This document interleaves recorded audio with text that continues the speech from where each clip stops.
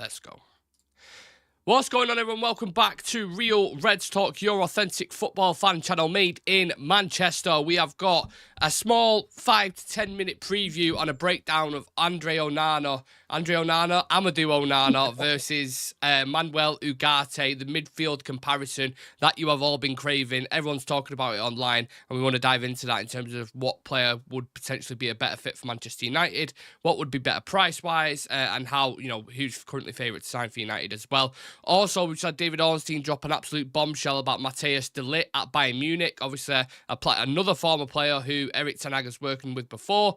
And if Ornstein's saying it, it's pretty much gospel at this point. So I want to talk about that. GALATASARAY going back in for Wan-Bissaka. And also there's some news around Johnny Evans and Tom Heaton, which we'll get into towards the end. So yeah, Shreyas, how are we doing on this fine Friday night, brother? Yeah, doing fairly well. It's going to be an interesting show because I think just 1 year ago we were doing this show about Andre Onana and David De Gea. So time flies by. Now we are covering it on Amadou Onana and Ugarte. So yeah, time flies by, and yeah, it's going to be an interesting show to get into. Absolutely. Let us know your thoughts and feelings on both players that we're going to discuss. Obviously, the Ligt news is absolutely huge as well. So we want to get into that and all the rest of the stuff. So there's so many things. Sorry, it's just a chat in there saying, how do I join the membership? Just click the join button next to the notification bell. Kira, yeah, I think it's Kira from what we established last time. Just click the join button next to the notification bell, or you can click, I think there should be a link in the description. If not, Sam will sort you out. He's in the chat as well. Hopefully you find your way with that. Drop a membership. Sam just said, Nick, drop a membership link. I don't know how to do it, to be honest with you, Sam. So if you can please do it, that would be very nice of you. If not, I'll find my way. So yeah, I'll dive into this and I'll look into it for you. Shreyas, Ugarte versus Onana. So reports coming out from ESPN Uruguay that Manuel Ugarte is close to joining United. The move is very likely to be completed. Ugarte would love to play for Man United, and his entourage see the club as an ideal destination. It is 90% certain that he will leave PSG. Who will listen to offers? Basically, they're open to selling him. So that's obviously the big point in it. But yeah, just a break, just to kick things off, just an intro for both players. What do you like about him? What have you seen of him? How do you think they could fit Man United? I think, once again, the price tag is something that will be very, very helpful to us. Because I think if we are able to, sort this deal out, around that 50 million mark, considering the fact that he's still only 23, so his there is a lot of longevity in there as well, so it is a good deal to go into. He's a seasoned professional. He had a very decent stint at Sporting. Now that he's went to PSG, I think even at PSG he's had good moments, he's had a good spell, but right now the midfield is genuinely quite packed with Asensio dropping into the 10. Then you've got the likes of Zaire Emery coming through the ranks, who is supposed to be their next big star. Then they've got Xavi Simons coming back from loan as well, and probably he's going to be their future star in midfield as well. They've also got Fabian Ruiz and Carlos Soler. So they've got a lot of players in that midfield, so it is genuinely absolutely packed when it comes to PSG's midfield. So they genuinely had to let go of someone in that midfield, and apparently Luis Enrique has also communicated it to the player that he isn't a part of his plans moving into next season.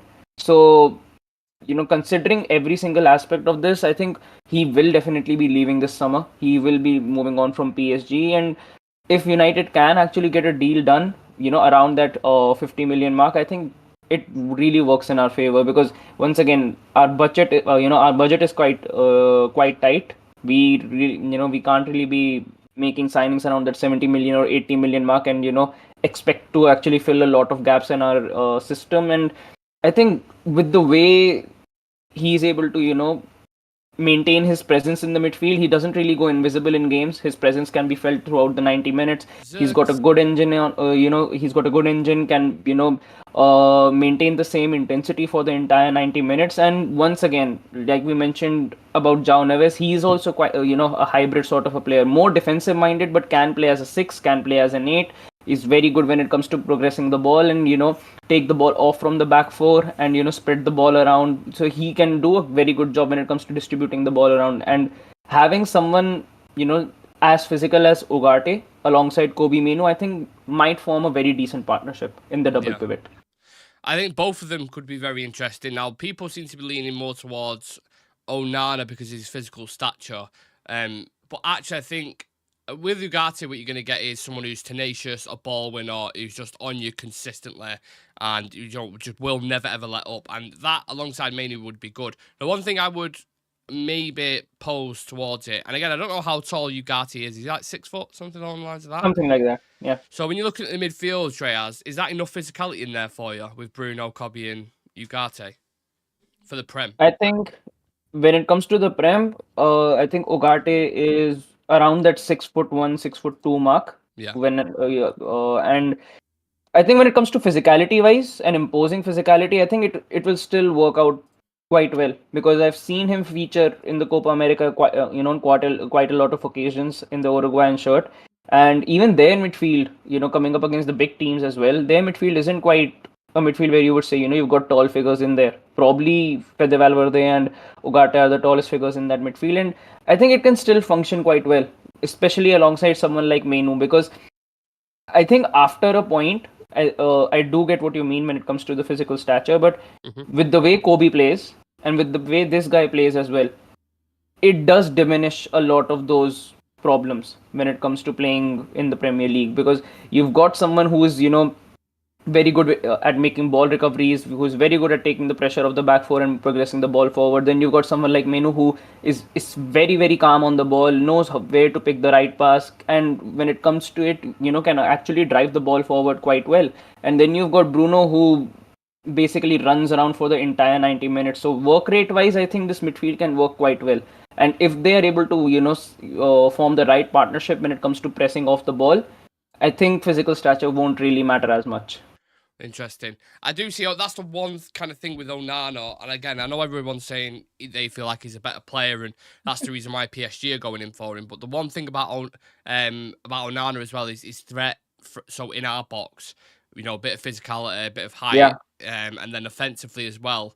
When we're trying to score corners, which we're pretty shit from, I think he can. Why have I crashed here? Sorry, people. 1 second. Let me just switch cameras. Look at that. What is paused on as well? Like I'm about to eat a biscuit or something. What is going on there?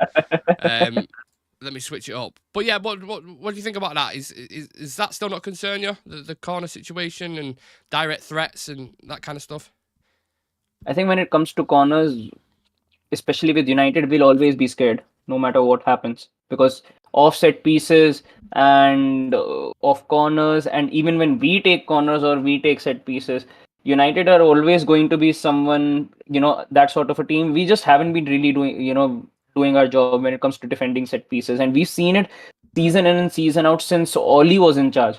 That we used to go in for something like a zonal marking, or we used to go in for something different, and we expected that maybe this will work out. We brought in different coaches as well, supposedly some of the best in the business, in that department. And when it comes to set pieces and corners, we just haven't been at it altogether. We're probably in the bottom three when it comes to scoring or actually defending set pieces in the Prem for quite some time.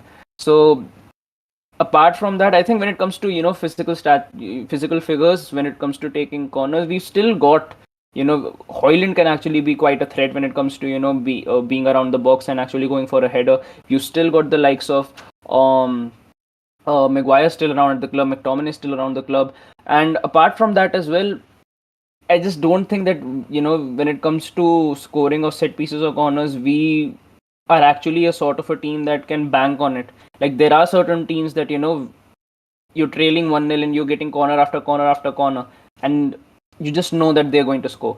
With United, if we're trailing 1-0 in a game and 15 minutes are left and we're getting corner after corner, we just know that it's going to drag out and we're ultimately going to lose the game, because we've never actually been that sort of a team.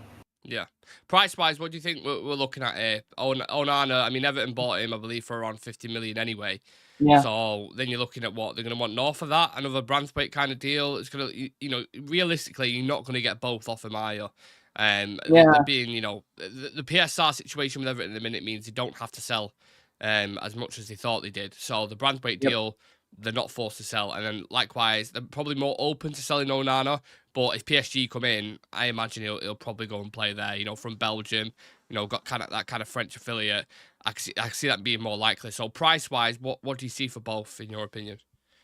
I think when it comes to Onana, it will easily go up to 70 million because I think Everton know how to cash out on these sort of players, who've been doing quite well. And especially when a lot of clubs are actually around and are asking for that player, they know how to, make that price rise from 50 to 70 to 70 to 80.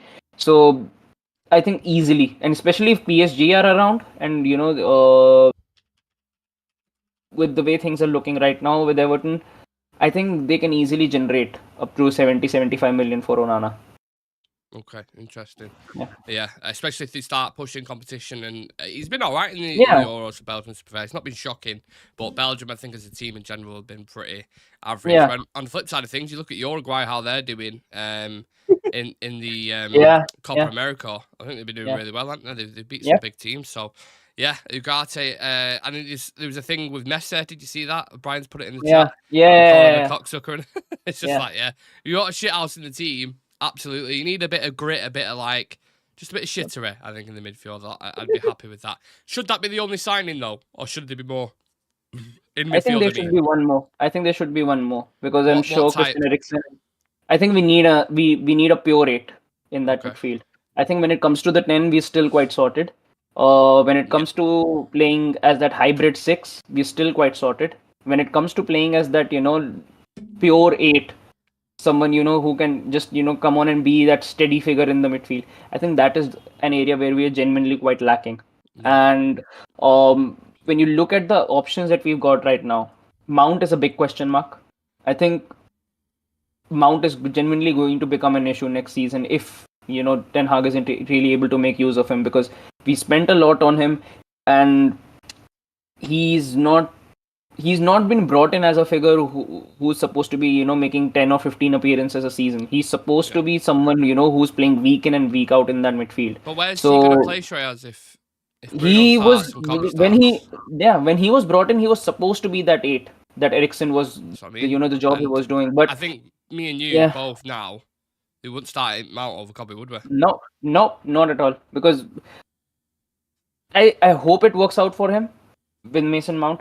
Maybe he on the wings somehow he gets some playing time, or maybe somehow Ten Hag is able to make use of him in that midfield itself. But I do see why he was brought in. I do see I the agree. qualities in comparison to Eriksen, that he does offer you a lot more than what Christian Eriksen offers you. Yep. But the only problem is he is there, so you need to genuinely make use of him. And till the time he's there, you cannot be bringing in someone else, because you've already got Kobe Mainoo, you've already got Bruno Fernandes, you still got Scott McTominay at the club, so that's 3 midfielders already. And then you've got Mason Mount, that's 4. And then if we do end up getting Ugarte, that's 5. So if you've got 5 midfielders already there at the club, and if and right now Casemiro and Eriksen haven't left yet, they might not. Surely So they that's have to, don't they? yeah, Eriksen will definitely leave. Casemiro, I'm still not sure as to how that situation is going to be working itself out. But yeah, I think if Mount cannot be used, we need to look at alternatives. But if once Ten Hag actually sees a future for Mason Mount in that midfield, I think then hopefully it works out for him, and we do save ourselves quite a big fee when it comes to that midfield if it does work out for Mount. Well, I suppose if you want to turn it into a positive, it's not a bad thing having him as an option, is it? Even if he is depth or on the bench and trying to push his way, he's going to push Absolutely competition not. I think for Bruno, and it's going to push competition still think for he brings a lot. Eriksen Yeah. as well. Yeah, definitely. I think what we've seen this season is that our players genuinely need a lot of rest. And moving into next season, we're going to be playing a lot of games. The FA Cup, the Europa League, we are in it as well. So there's going to be a lot of games, and in those games, I hope we can rest Bruno, because once again, he's been playing about 40 to 50 games every season. So with the way things are looking for Bruno right now, I think Mount does bring that aspect into the bench, that if Bruno is not fit or if Bruno needs to be rested, you've got someone who can come in, and we do require that sort of depth, because as good as Eriksen is, with the way we are playing right now, it cannot work with Eriksen. No. With the kind of work rate that is expected, with the kind of leg work that is expected as well in that midfield, it genuinely cannot work with Eriksen. And we've seen it on multiple occasions last season when we conceded off cutbacks and we conceded off counters. Yeah. Well, smash the like on the video for anyone who's watching currently. There's 24 of you in the chat. If you would take Manuel Ugarte over Onana, if it would be Onana, then get in the comments and type Onana in there. We did a poll at the start of the show, 88%, which is quite shocking in my opinion. Not shocking, like I'm not saying you got a bad opinion, but quite shocking. I thought more people would kind of lean more towards Onana, but 88% of you have gone for Ugarte and 12% for Onana, so that's very interesting. My Damned United saying on reported prices, I'd go Ugarte and Fofana for around a joint 70 million, 2 for the price of 1 Onana. That's very interesting. If the Dutch Avengers can't get something out of Mount, no one can. Well, yeah, I suppose. That's what we're calling him now. You got Thanos, Captain America, and fucking whoever. Or Captain Dutch linking up there. So, yeah, we'll pause the discussion on that. Of course, it's pretty imminent at the minute, so if anything does break, we'll go live, so turn on that notification bell so you don't miss a thing. But, yeah, we'll move it on to Ligt, Shreyas, because that's another massive breaking news story in a minute. And David Ornstein put out on Twitter probably about 20 minutes ago, saying Man United seriously considering a move to sign Matthias de Ligt from Bayern Munich. No club talks yet or certainty move happens, but FC Bayern centre-back increasingly viable option for United, independent of ongoing Jared Brandthwaite interest, that's interesting in itself. We had Christian Falk, who's kind of the journalist around Bayern Munich as well, saying Bayern Munich went up to 60 million for Matthias de Ligt. So what do you think about this? It is costing us less than Brandthwaite. But is that a reason why you should go for centre back? Once again, this is a centre back who's worked with Ten Hag before, and we could arguably say was one of the pillars in that Ajax team for Erik Ten Hag. And since then, he's moved to Juventus, where I wouldn't say that he was bad. I think he was all right. He wasn't that figure great, where he wasn't that exactly. He was all right. He played some, he was a steady figure, but for what they expected, he wasn't able to become that player for them. Then he moved to Bayern Munich. I think when he didn't move, he had a very good season. His first season that he had at Bayern, he did quite well. In the Champions League and the Bundesliga as well, was able to play quite well in that Bayern system. And moving into the second season, I think for any defender, I would say, if your position is being taken up by Eric Dyer, then there genuinely are going to be issues when it comes to your playing time and when it comes to they bought Kim and Jay and he went playing over Eric Dyer. Great. Yeah, because for some reason Thomas Tuchel preferred having someone like Eric Dyer in that centre back partnership alongside Upamecano for some reason. But once again, I think moving into Bayern was a good move for him. He actually did quite well whenever he got when he got the opportunity to feature for Bayern Munich. Kim Min-jae, once again, I think both of them, when you actually compare Kim Min-jae and Matthias de Ligt, both are quite physical, both like to get stuck in a lot, both are actually quite good when it comes to having the ball at their feet. And the only difference being that Kim Min-jae is a lot more natural and positioning wise, and the way he's able to spread the ball around, he's quite well rounded as a defender, whereas de Ligt is more of an old school centre back, I would say. He's good with the ball, but he's still one of those centre backs who likes to make those sliding challenges, likes to impose himself when it comes to his physicality in the game, and that's just the kind of defender he's been throughout the course of his career. Now, I think the price tag, if it is around 55 to 60 million, I think could be considered as an option because he's still quite young. He brings a different sort of leadership into the team.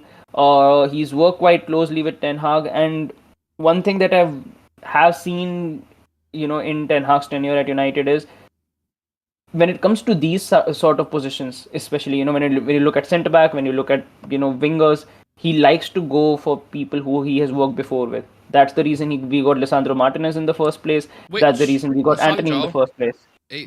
On that side of things, it's worked out all right. He's been, had he stayed fit, he'd be one of our better players. I think we'd both agree with that. Definitely, one of the best defenders. Definitely. But then with Antony, it's like, well, he went and spent 80 million on him, and that didn't quite work out. So it could quite literally go either way. I do agree with what T2 the Izzo saying in the chat. He's saying Ligt is too expensive, wages will be too much, and he's injury prone. He's also being kept out of the team by Eric Dyer, and not to forget, he's not even starting for Netherlands in a minute. De Vrij is starting over him. I don't think he's got a minute at the Euros, but there is two sides to the story. I agree with everything you've just said as well, and I think the education that he's had. So you talk about him being captain at Ajax, right? And getting, being that kind of leader in that team that got to the semi-finals. So you talk about him playing with Chiellini and Bonucci at Juventus, and then you talk about him playing with Van Dijk, in the Netherlands. Like, he's had the best defensive education you could possibly have for a young defender, and he's still only 24. So it is a little bit of a risk, but sometimes them risks are worth it. I don't know. Yeah. Look, it's going to be a gamble either way. No matter which club he signs for next, he's going to be a gamble. But definitely the thing is, when it comes to his potential and the players that he has had the privilege to actually work alongside with in his career, at such a young age, he can work his way to being one, a very, very good quality centre back. And I think he's genuinely gotten a lot of experience. Even, at the age of 24, he's got the experience of playing in the Serie A, in the Eredivisie, in the Bundesliga as well. So he brings a lot of experience moving into this team at such a young age. And I think wages definitely could be an issue because even at Bayern, he's got a hefty paycheck. But when it comes to that, I think right now the only thing that works in our favor is the transfer fees, because Bayern are also desperate to sell him. They want to get funds, and they've I think transfer listed him, Kimmich, and a lot of other players, including Goretzka and a couple other players. Not a worry though, Shreyas, that they're selling him. When Bayern are selling the player, it's almost like, do you know what I mean? What player? Let me ask you this. I'll test your knowledge here. What player has moved from Bayern and done really well? Anyone in the chat? That's a question to you guys as well. Who has moved from Bayern Munich and had a fantastic career after they've left? I really don't even remember. I genuinely don't even remember. Maybe there'll be one that people pull up and they're like, oh shit, yeah, I remember. But off the top of my head, I can't. Yeah, the last one I would say I remember was Toni Kroos, and that happened. Yes. Quite some time ago. Yeah, that was quite a while ago. Also, another concern, just to throw back at you as well, is wages. 13 million a year. Yeah. Wages are definitely going to be an issue. Is that not surprising considering Ineos's new structure and model? The thing, that's the point, because like I mentioned, he's getting a hefty paycheck at Bayern as well. He got a hefty paycheck at Juventus as well. Yeah. So if he's going to be coming to United, I'm not quite sure that, if he's ready to take a wage cut, if he's ready to, work around with the, model that Ineos have laid down, then that's a completely different thing. But I think wages are definitely going to be an issue with him, because with the way Ineos have been, pushing forward their model that, we are going to keep, price caps when it comes to wages. We're not going to be exceeding a certain limit. De Ligt just doesn't fall in that bracket. If you're going to be going for De Ligt, he is going to go down as a superstar signing. Yeah, if you do end up going for De Ligt, he's definitely going down as a superstar signing. It does feel like something Woodward would do. That's the only thing where I'm like, subconsciously. Like, chat, do me a favour, we've got some pretty smart people in the community. Put in the comments, just yes or no, simply, for Matthijs de Ligt. I want to get as many people in on this as possible. Would you take him? Because I want to see what the kind of general consensus is around. I know a couple of you saying, and ahhing, just yes or no, simple answer in the chat. Yeah. And we'll see what it kind of rounds up to, because I can't do a separate poll like we've done for Onana and Ugarte. But I think financially, maybe they're looking at it, Shreyas, and they're thinking, if we can get him for around 40, which is trying to lowball him, maybe the wages on top of that would kind of cover it as a transfer, if that makes sense. If they can get him for cheap transfer fee, maybe that's why they wouldn't mind as much on the wages. But that's the only reason why. If they're actually able to, negotiate a deal about 40 or 45 million, I think Ineos might genuinely consider it quite strongly, because they look into, his CV, what he's won, what he's, where he's learned his stuff from, and his age bracket is quite enticing to Ineos, would be genuinely quite enticing to Ineos as well. Yeah. And the fact that, like I'm saying, moving into any window, if any player has worked with Ten Hag before, he is going to be someone that we're going to be strongly linked to. And this is one of those people whose Ten Hag has practically built an Ajax team completely around. So he is going to be strongly considered because Ten Hag is staying. He's one of those centre backs. He is going to be strongly considered by Ineos. I think it is going to be a gamble signing if we do actually go in for him. It's not a sure shot signing where I would go and say that he's definitely going to come in and hit the ground running. Absolutely not. I think it is going to be a gamble if he does come in, and I just think that right now we probably could get someone I just don't want us to make another superstar signing because we've genuinely we've been suffering because of it for quite some time, and there are genuinely going to be other alternatives. You might not have heard of their names a lot, but they might come in and do quite a good job. And like Ugarte as well, if you look into PSG, if someone hears PSG's midfield, Ugarte might be the last name on their heads. Yeah. So I think this is the kind of direction we should be heading in. But uh, if the wages are lowered and if they're able to, negotiate a good price on him, he will be strongly considered because of Ten Hag.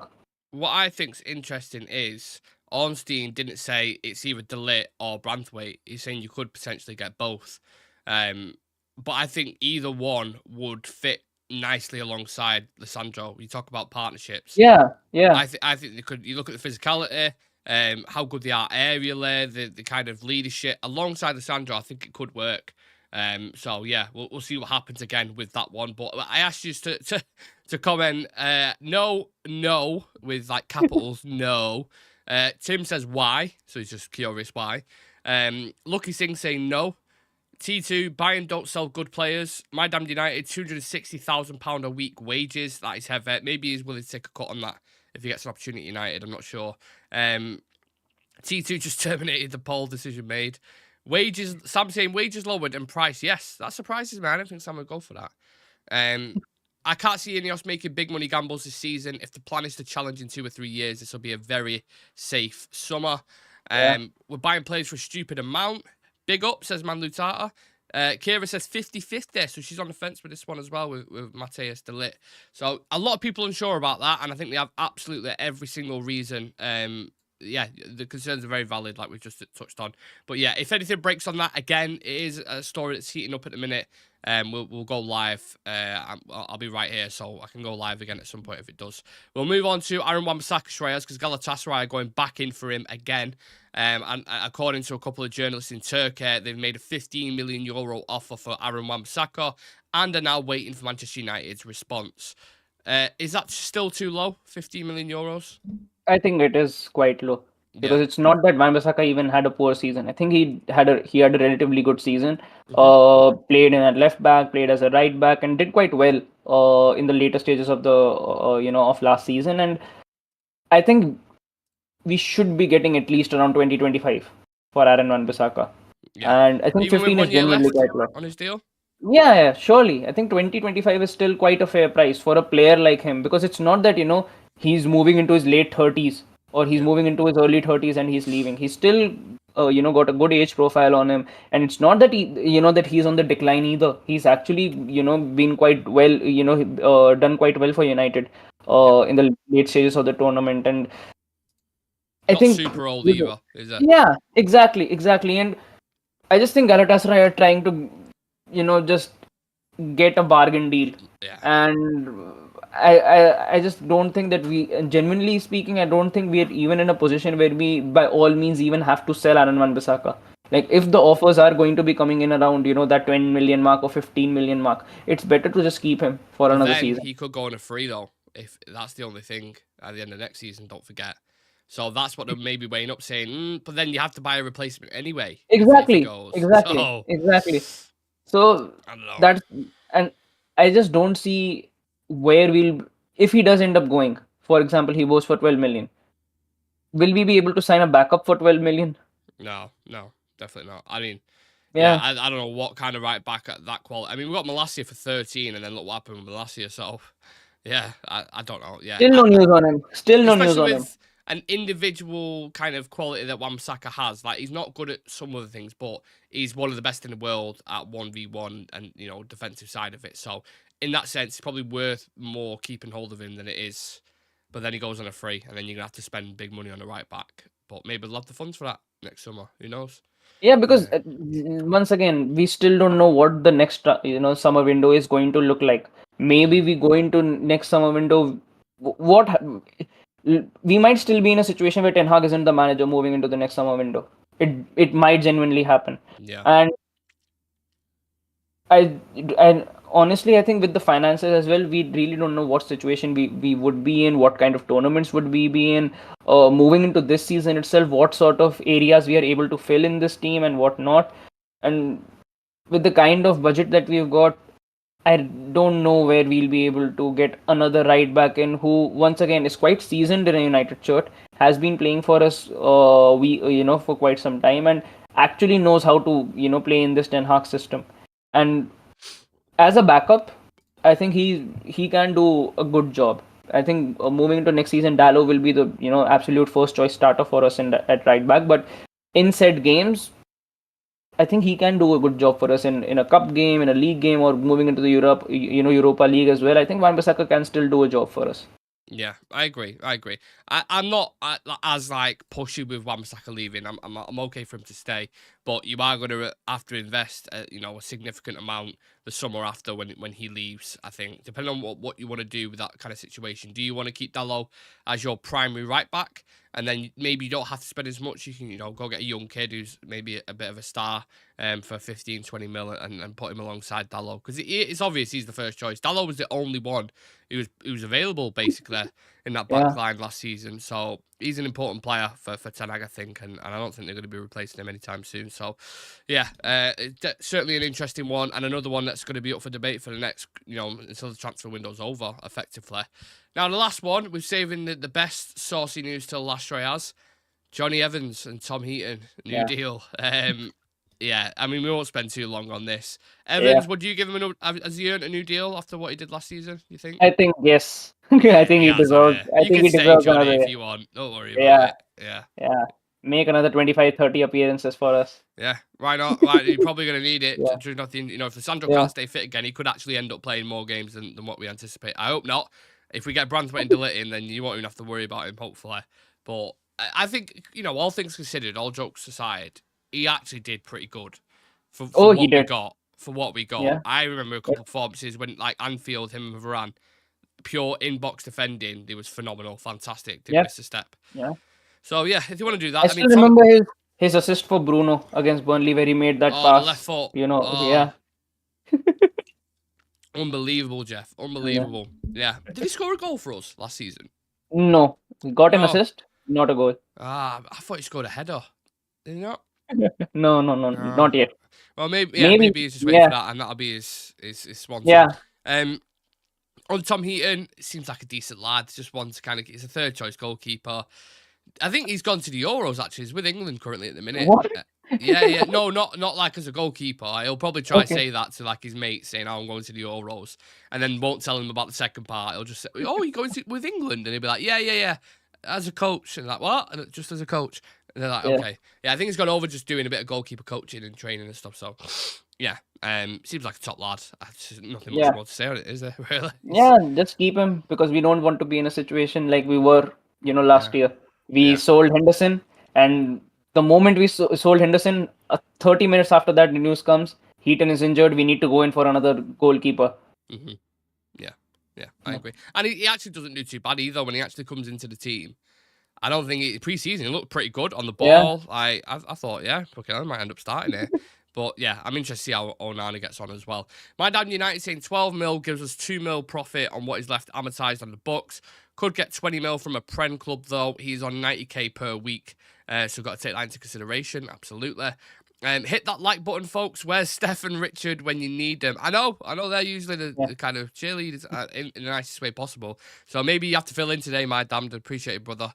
Johnny Evans should get a deal for life, says T2. He might end up getting a job at the club. I think that's the rumours. So yeah, that could actually be true. Evans is a great example to all players. I agree. He's the Avengers goalkeeping coach, says My Damn United. And Tim99 says Evans disallowed goal versus Burnley. That was it. Yeah.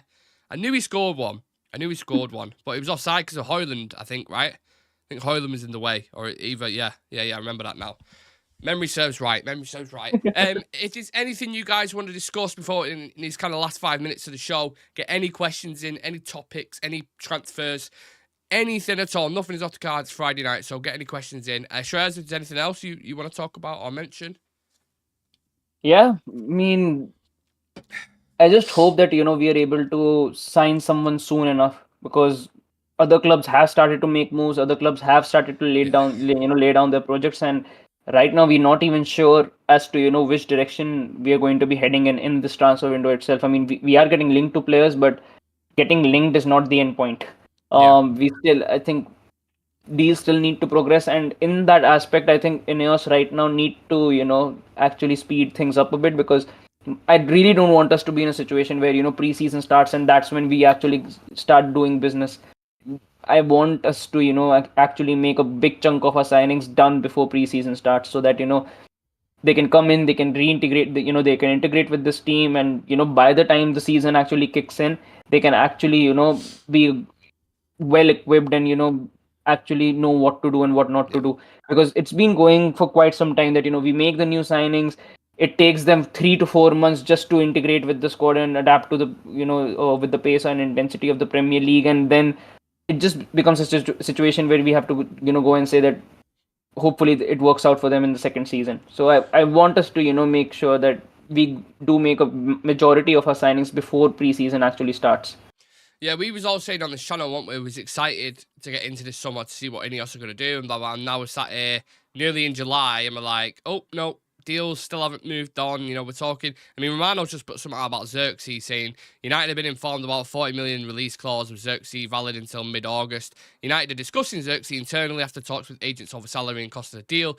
AC Milan are still there with contracts agreed. The commissions are the stumbling block at the minute. And that's just been ongoing and ongoing and ongoing. I just don't know what are we discussing after this point. I mean, either we That's sign what I'm the player or saying. we Like, don't. just fucking Yeah, sign him. Like, yeah. it's the commissions, It's a is what yes he's or saying. no. Because the agents Yeah. wanting like 8 to 10 mil, I think, to make this deal happen. So that's where both clubs are just like, get to fuck. We're not paying that amount of money. That's like a third of the transfer of what we're paying for the player.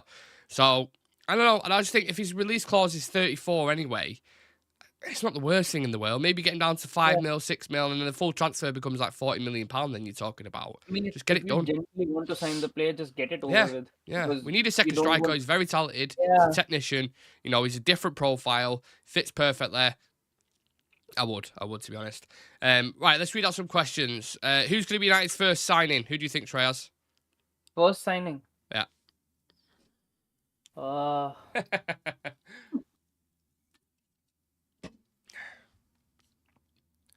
Hard to say at the moment, isn't it?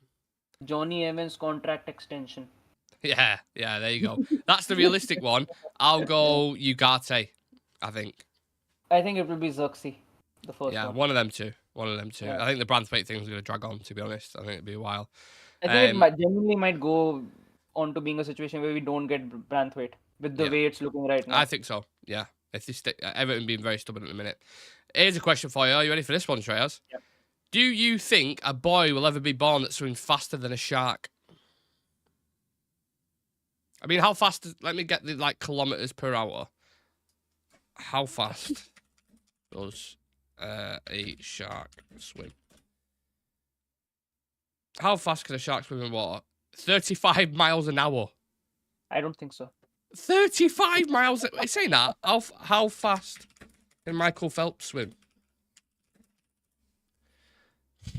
Oh, Jesus. 4.7 miles an hour. Oh, my God. So a shark can do 35 miles an hour, and the fastest swimmer in the world who's won Olympic gold medals can do 5 miles an hour. So I hope that answers your question, Tim. A very good question. I like them kind of them ones. Strawberry jam and cream waffles. All right. Okay. Would you rather be the Tiger Woods of sex or the Tiger Woods of golf? Again, very, very random question. I don't know how to answer that. I'll go with the first one. Why not? Shreyas is saying no comment. Yeah, no comment. When players are on international duty, you rarely see final decisions being made. So it's just going really, really bad. It's Friday night. Maybe a couple of people have had a few beers. Right, we'll leave it at that, people. Appreciate you joining on your weekend, on your time off. I really, really do appreciate that. For anyone who wants to become a member, just a quick reminder, the join button next to the notification bell, if you just click that, it's like £3 a month. You get exclusive content every single week, a badge next to your name, and a chance to join the fastest growing community. Also, check out the members videos that we've done and all the recent content. Obviously, a lot of stuff over the weekend. I'm in Amsterdam for my birthday from Sunday till Tuesday, so I won't be available on the channel. Sam will be covering little bits, and maybe some of the lads will jump on as well. And yeah, apart from that, what are you doing this weekend, Shreyas? Yeah, just waiting. On this weekend tomorrow, I think the Euros quarter, next day start as well. Oh, thank God. These past 2 days, I've just been throwing a ping pong ball off a wall, just like not knowing what to do with myself. So that's what I'll be seeing, and the final of the T20 World Cup is tomorrow, so I'll be seeing that. Okay. Yeah, I look forward to that. So exciting sport over the weekend. That's exactly what we want. Do you know what would have happened as well? If had Denmark scored, I think, or one of the other teams, England would have played Netherlands on Sunday when I go to Amsterdam, and I would have been in the Netherlands when it happened, but it didn't happen. So I'm quite glad actually we're playing Slovakia instead. And yeah, I'll be partying with all the Dutch. Are England fans. winning it? Who's what? Are England winning it, the Euros? No. Not even on the side of the bracket that they're on. No, not happening. I'm telling you, because it's just been I wouldn't be surprised if Slovakia knocks us out. Genuinely, would not be surprised. I mean, and then considering the side of the side they're on, they should easily be making it at least to the semis. They should, they absolutely should, but they won't. I'd be absolutely shocked if they made it to the final. I would. The way they've been playing. So I have no optimism or hope, as you could probably see. But I don't know, maybe they can reignite that with a 4-0 win over Slovakia. Dreams have come true before. Do you think it will happen? No. I've got no hope whatsoever. And I'm sure the majority of England fans are the same. Southgate's hindering these players. Bring Ollie in for 4 games and let him, get the shackles off and let him play. And I guarantee they'll probably end up winning it. I'm not even joking. I mean, fully serious on that. Yeah. Right. We'll leave it at that, guys. Thank you very much for tuning in. We'll see you in the next one. Thank you, Shreyas, for coming on as well. I hope you all enjoy